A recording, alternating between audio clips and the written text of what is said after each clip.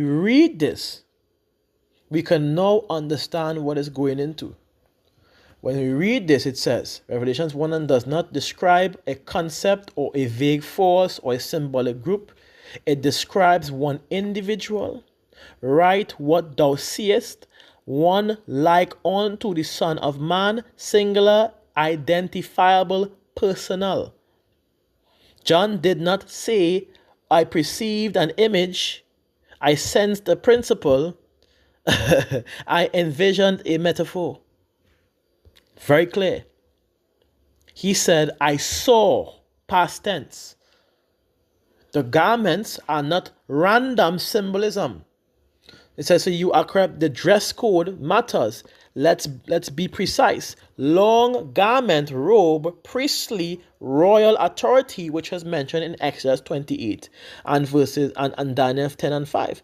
You could even go further. There's Exodus 38. There's Exodus 31, matter of fact. From 1 straight down to 20. It's 1 straight down to 15 or 1 to 20. Is that 31?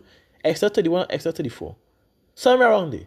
There's Exodus 38 with Aaron and his priestly garment and the gold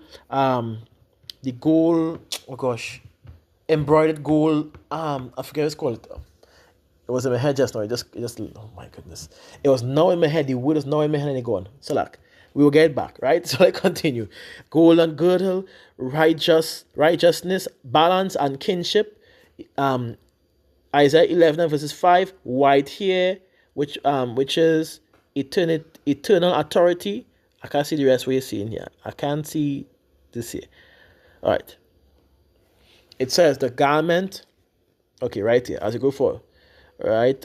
Purity, eternal authority, which is in Daniel 7 and 9, which we did show. Eyes of flame of fire, judgment and discernment. Malachi chapter 3 verses 2 and 3. So it's giving you the information so you can get it. Feet like unto fine brass, stability, judgment, and refine. Continue. It says, well, I didn't see the rest. Okay. It says these garments are exclusive, not transferable, nor worn collectively. Only one in Scripture wears all of these together. That is why you are correct when you say it is only worthy of the person who wearing it. That is true.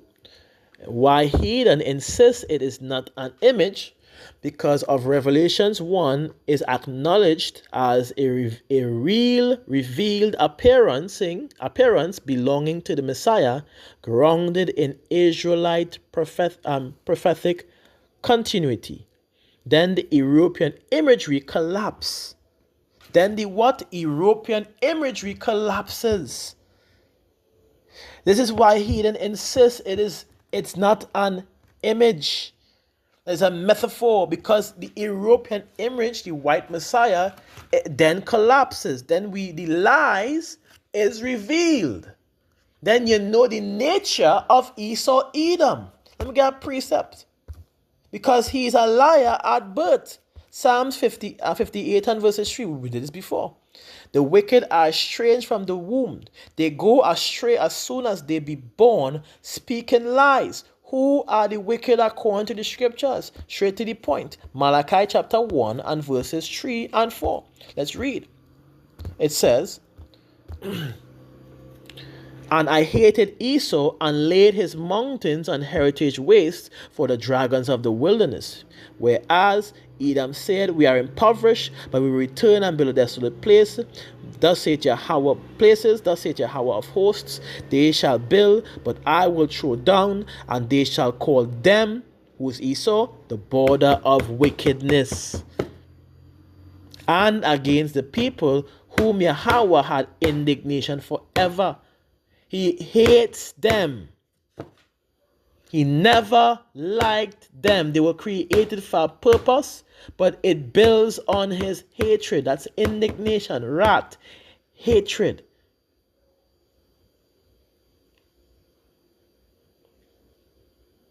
Straight up. So going back into the image, into the information, so then you understand now why they try to make this freaking Revelation 1 and 14 and 15 to just be a metaphor. It collapses their false doctrine, their philosophies. It reveals who the true Messiah and his people usually in appearance would be like. So it collapses, then European imagery collapses, pagan artistic traditions is exposed, the historical insertions lose authority, which is happening today. The more we bring this out, is the more people question the governments, question the religious leaders, and question the very faith that they are in, because it's false. It's falsified information added in as a form of doctrine that makes that, and the pastors and religious leaders are there to, as using theology, to make you believe and feel good about the outcome of what you learn, which is false information, lies. So the argument it's only symbolic is often used selectively. Symbolic when it challenges false images, literal when it supports them. That is not biblical consistency. Straight up. Let's continue. It says correct biblical balance. This matters. Here is the accurate position without compromise. John saw the real image, a real version of the Messiah. The description is intentional and specific. The garments signify who he is and his authority. Heathens, historically corrupted images. Revelation is not permission for false likeness, but also the scriptures still forbids manufactured likeness for worship, which is also correct. For idol worship, to be exact, idol worship. Keep that in mind. So you are essentially saying, Revelation, as I put here, and I gave the points, right? It says this is a fair scriptural argument. Revelation 1 is not abstract. The vision reveals the Messiah. The clothing communicates authority, purity, balance, and power. Heathen, historically altered image, which they placed. Notice I said, this is what they placed. They searched this and they placed this. First Maccabees 3 and verses 48. Which we'll grab again, which we did already, but let's grab again for the purpose of edification. Again, let not leave it out. First Maccabees chapter 3 and verses 48.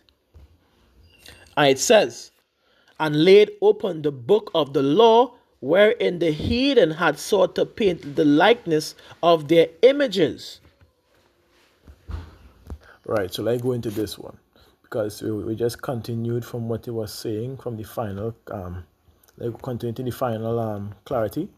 Denying the vision's specificity protects corruption, not truth.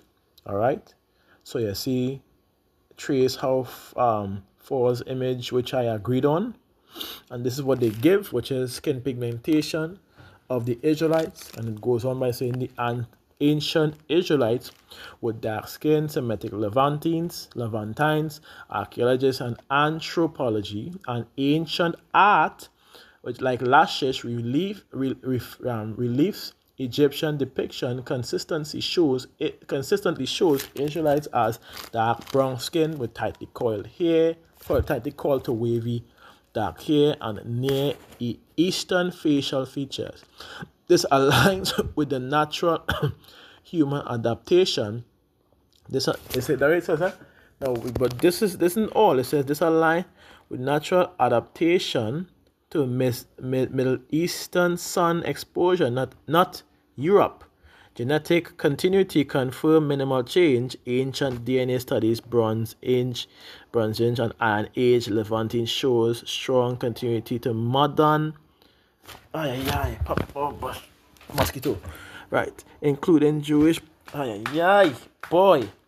That means many of the Israelites remained dark-skinned, contrary to any idea, right? So, like, it says, contrary to any idea of evolution towards lighter skin in this population. So, it is impossible for the ancient Israel back then to appear to be of a lighter skin tone in that region, which would make the people of a lighter skin tone in that region to automatically be false, fake. Continue. Minor European admixture in some group like Ashkenaz Jews, which we know Ashkenaz goes back to Japhet and Jews goes back to Israelites or our people, which we see how they try to corrupt things even further, occurred much later and did not change the core phenotype of the majority. Skin color evolution argument often misapplied. The claim that skin pigmentation evolution would make ancient Israel lighter assumes selective pressure like northern latitude UV exposures, which does not apply to the Levant. Therefore, Israelites' dark skin persisted from ancient times to today, reflecting genetic stabilities and environmental adaptation. And make it even more clear, as long as your forefathers or your father or forefathers go back to the seed line of Jacob, you are an Israelite. Just to make sure we clarify, but it shows specificity selectively and removes the idea of skin color evolution argument that they like to apply. In other words, try to portray that it's because of the sun they get dark. No, that's not how it works, because the sun never changed its shade in that region, man. It's the Levantine region. Extreme heat. So all of a sudden, skin get lighter in extreme heat when we know skin only gets lighter in a place with less UV exposure. Come on, who are you trying to fool? Your own app making it worse for you. And that's not all. There's links which you go through just now. Key takeaway: evolution of skin pigmentation is real in general, but only in populations under certain pressures. Example, North European. Ancient Israelites were not under those pressures. Their descendants largely retained the same dark pigmentation today. Archaeological, historical, and genetic evidence all confirm that the majority of Israelites are still dark-skinned like their ancestors. So then why are there so-called white people or small hatters or people that claim to be us but are not us, trying to be us in that land today when they are literally ruled out? Ruled out, by the way. We have a precept or two. I'll just grab one quick. I'll just close out, which is Solomon, Song of Solomon, chapter 1. And we will get that too in the Blue Letter Bible, just because, all right? Just because we can, let's get it done. All right. Song of Solomon, chapter 1 and 5 and verses 1. I'll tell you, Solak. No, right here, correct. So, Song of Solomon, as mentioned, he made it very clear. He says, I am black, but comely, O ye daughters of Jerusalem, as the tent of Kedar, as the curtains of Solomon. When you go into the Blue Letter Bible, it says, I am black, but beautiful, O women of Jerusalem, dark as the tents of Kedar, dark as the curtains of Solomon's tent. It's describing his color, his skin tone. But let's also get that as what he had said in again. Right?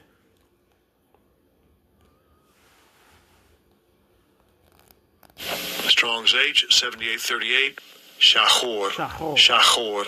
And second entry Shahor. Shahor and Shahor. Which is the transliteration, which goes into the word black, as usual black, properly dusky, but also absolute jetty black. But what? Beautiful, or in other words, handsome. Describing himself, a darkina, but a handsome.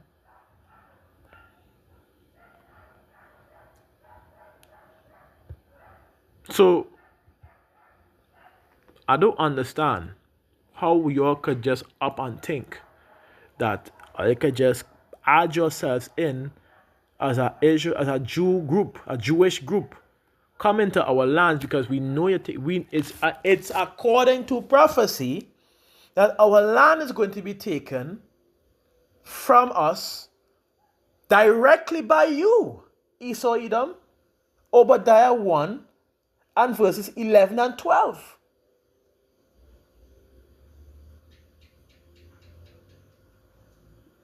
Come on. Are we still trying to play this? This is a prophecy to happen before the destruction. And it has happened, hasn't it?